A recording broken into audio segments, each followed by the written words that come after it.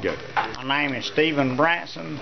I'm 46 years old. I was born September 23rd, 1966. I was born with cerebral palsy.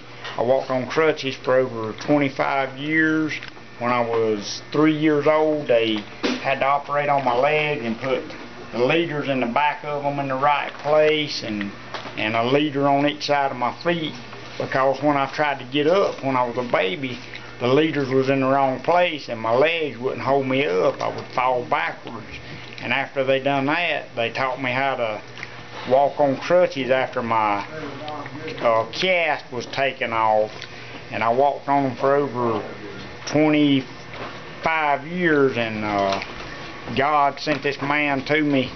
He told me, said, I'm a prophet. He said, God showed me he's going to heal you.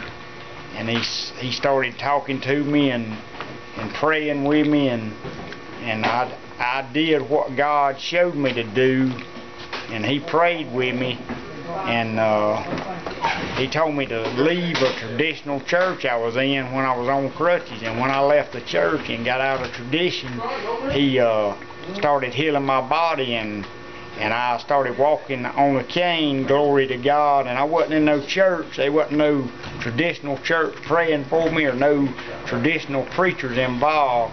God just wanted to show me what he could do when you obey a man of God and obey God outside of a church. God can heal anybody outside of church or anywhere he wants to. He can save anybody anywhere he wants to. It's good to go to church, but if everybody goes to church every Sunday, what if there's somebody outside of church needs ministering to or helping? If everybody's in the church, who's going to help the people on the outside of the church and minister to them? But everybody's in tradition. They think everybody's got to go to church every Sunday or you're going to go to hell. Well, I just go to church when God showed me. And I had depression 2 years ago, and I got so low that I was eating 1 meal a day and drinking 12 ounces of water. And God showed me, he said, do you want to try to get up with my help again, or do you want to die? And God allowed me to get up again, and he's healing my body again. It was old devil trying to kill me and using depression to do it, but God raised me up again. And I praise his holy name, and he give me the house I wanted in the country. 2 days after I prayed, my cousin had a note in my door wanting to trade houses with me. That's amazing.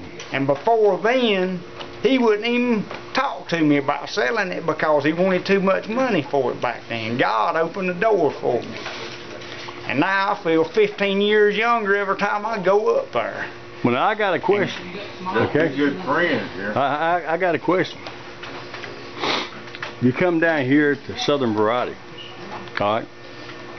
And you told me that you wanted to be, that it was important that you have a picture made with Cowboy Odie Perkins. Is that right? Yep. Now, why is that? Is that am I famous or something?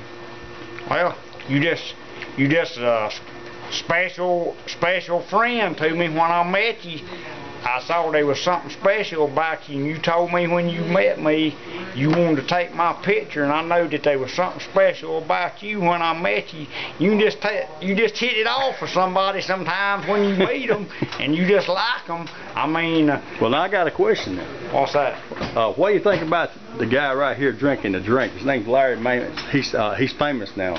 He's one of the hardest workers I know. The hardest worker. One of the best friends I've ever had. See, we used to work at Carolina Lace when it was a running. I worked there from 1986 to 1989, and best I can remember, Larry cleaned up and done the rough job. Hung up warts. He done whatever they had him to do. He was there every day, and when we got a chance, we just talked to each other. Now, what about this one right here? This is Archie Luck. I hadn't known Archie long, but we become friends quick. We just took up with each other, and I like a plain old country boy, and he can play a guitar or banjo or anything just about. He can play it, can he? yeah, God just give him a God-given talent, and when people can try to be famous and have talent on their own, but I know when I met Archie and heard him play, I know he had a God-given talent, and when you got a God-given talent, that's better than trying to be famous on your own. See, Larry, look at Larry pointing himself. See, he's wanting that attention.